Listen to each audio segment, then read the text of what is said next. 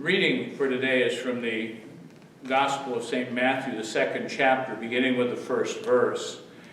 Now after Jesus was born in Bethlehem of Judea in the days of Herod the king, behold, wise men from the east came to Jerusalem, saying, Where is he who was born King of the Jews? For we saw his star when it rose, and we have come to worship him.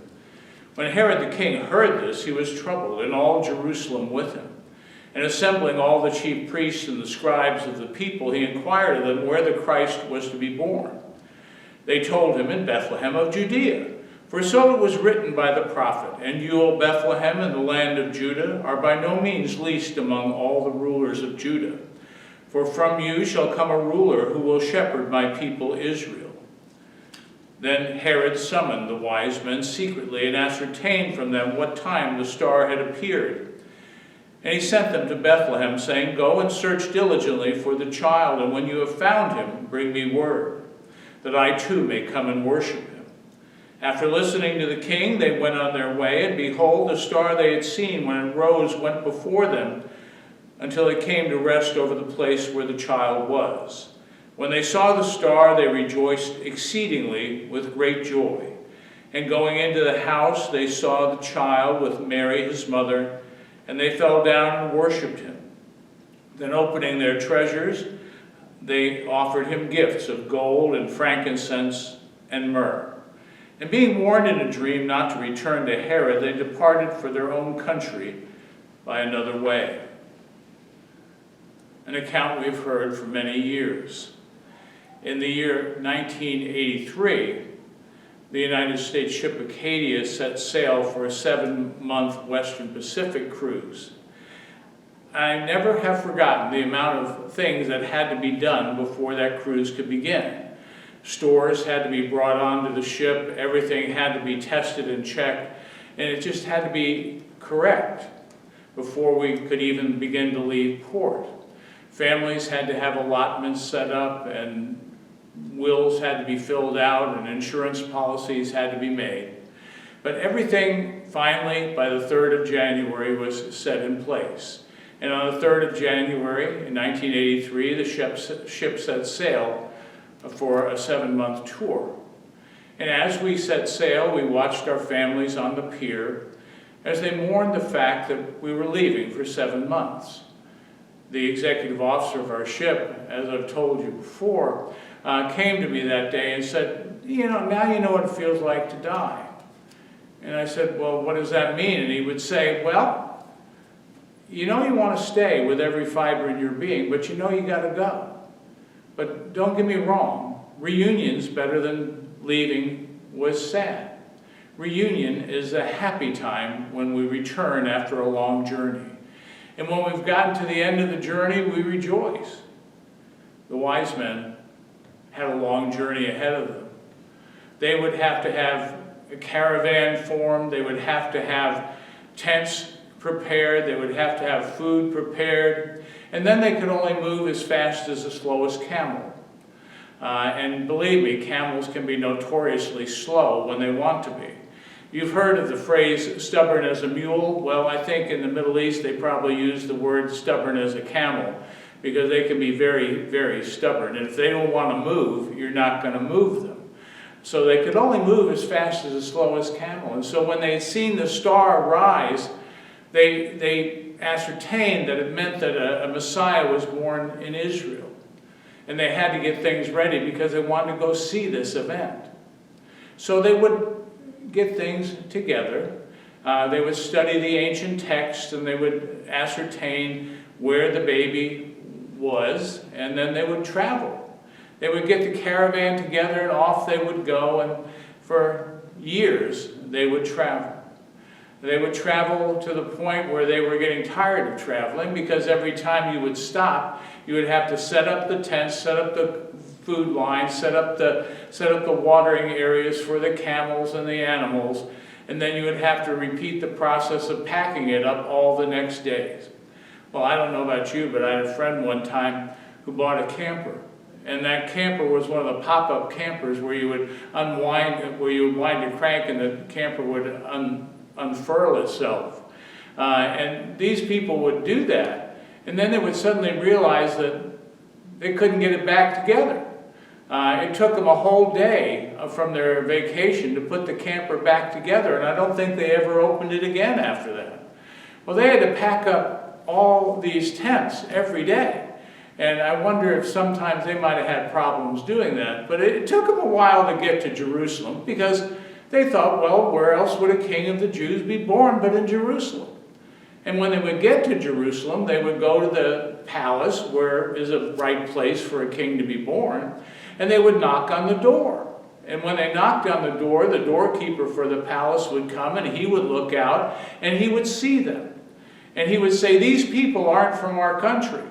Because he would see the dress that the apparel that they had on, and he would know that they were from a different land. And they looked like Parthians to him. And Parthia was a country that liked to really meddle around in the political affairs of Israel. So he became a little bit skeptical, and he would then go to the king and say to the king, well, there's some strangers at the door who are looking for the king of the Jews. And the king would say, well, there's nobody been born in this palace. And he would say, invite them in. And they would say, we've come to worship the king of the Jews. And they would say, but there's nobody been born here. And he was troubled, and he would call the wise men together, and he would ask them where Jesus was to be born, where the Messiah was to be born. And they would say, well, in Bethlehem of Judea, for this is what the prophet says. Or Herod, when you don't know, do what the book says. The book says this is where he's to be born. And so Herod would send the wise men off on their journey, wise men to find the baby. And they would journey on to Bethlehem after he had ascertained from them what time they had seen the star, because he wasn't asking to go and worship the baby himself. He was looking to see how many children he had to kill to eliminate the threat he would perceive to his throne. And so off they would go. They would go and find the baby in Bethlehem of Judea, just where he was supposed to be born. Now, if you ever want to win at a trivia contest, just ask people where the wise men found the baby Jesus. And if you think about it, it's about 2 years of their journeying that got them to this place. And Joseph, being a carpenter, after 2 years, he could have built a house for them to live in Bethlehem. But they were in a house. And the wise men would enter the house, thus dispelling the Currier and Ives idea that the wise men found them in the stable. They wouldn't be in a stable for 2 years. They'd moved into a house by then. Having just moved my son into a house, I can tell that's a daunting affair sometimes. And so into the house, the wise men would travel with their gifts that they had brought to worship the King of the Jews. And Mary would treasure all these things in her heart as well. And they would offer him gifts of gold, a gift for a king, of frankincense, a gift for a deity, and myrrh, a gift for one who was about to die. They would offer these gifts, and some of those gifts could have been used when Mary and Joseph would flee Bethlehem to escape Herod's wrath, to get to Egypt, where they would be safe with relatives and family. But it was quite a time for the wise men, because now they had finally gotten to the place where they had searched for. They had come to the end of their journey, and they could now go home to their families and their friends and their jobs and their acquaintances, and home they would go rejoicing. But being told by the Lord to return by another route, they would escape Herod and get home. Home to a reunion, home to a joyful celebration. Joyful celebration is what the United States ship Acadia came home to after 7 months of being away. Tears of joy and reunions with families. The Lord Jesus had come into the world to celebrate reunion with us. Reunion of God and his creation. Reunion of us with the Lord, celebrating his peace, his love, his victory on the cross of Calvary, and his rejoicing of Easter Sunday. And so we come. A time has just passed of giving gifts. Many countries give gifts on the 6th of January, or Epiphany, or Three Kings Day. I've often thought that that's what we should do as well, because it gives me an extra few days to buy gifts for the family. But it was a time when the gifts were given. And the greatest gift that was given was a gift of God to us when he sent his Son into the world. And the greatest gift we give to one another really isn't wrapped with ribbon or put in a box. The greatest gift we give to one another is love and affection and care. A young man learned this after Christmas one year. In the year 1953, he would ask his parents for gifts regarding his Boy Scout joy.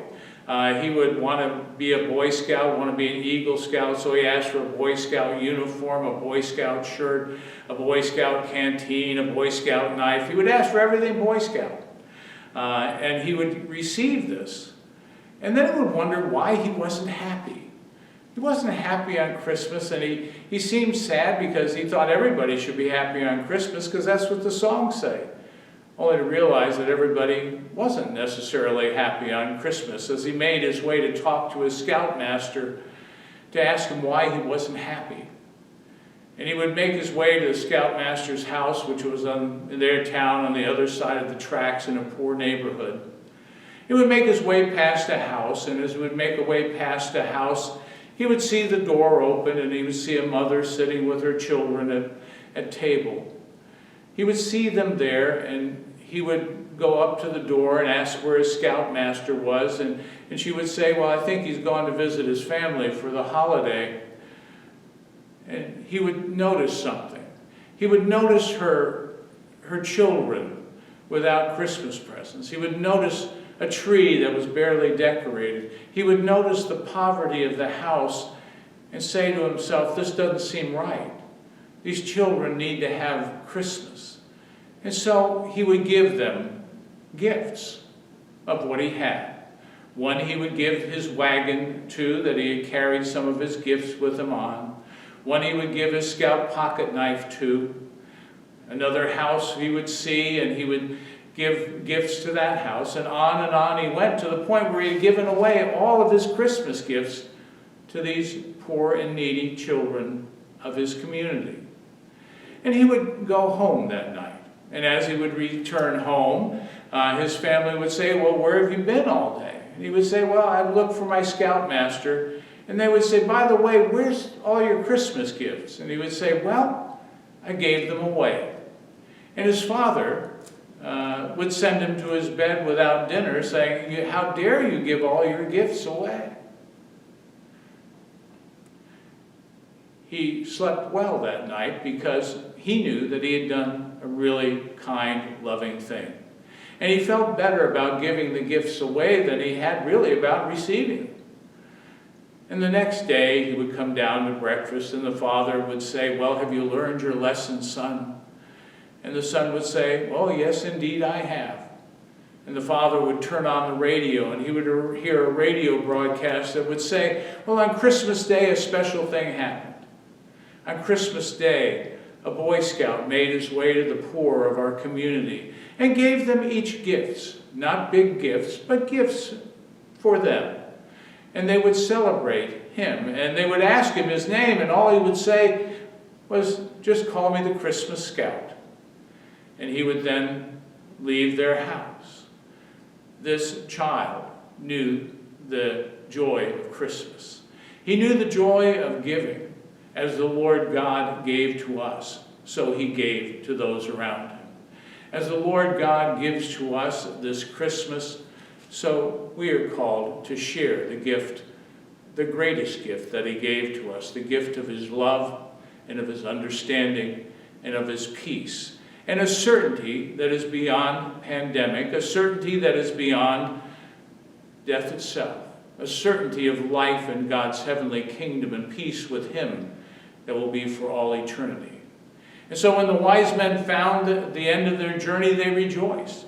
And when we come to our journey, we rejoice, because the Lord leads us all the way home to his peace and to his glory, which will be for all eternity. Amen. Let us pray. Lord Jesus, we thank you for the opportunities for service that you place before us. We thank you for the love that you share with us, for the peace that you've won for us. And we pray, O Lord, that you would guide us through this new year, leading us through the year with a certainty that is your love, a certainty that is your peace, and a certainty that is your joy that will be for all eternity. We pray, O Lord, these things in Jesus' name. Amen.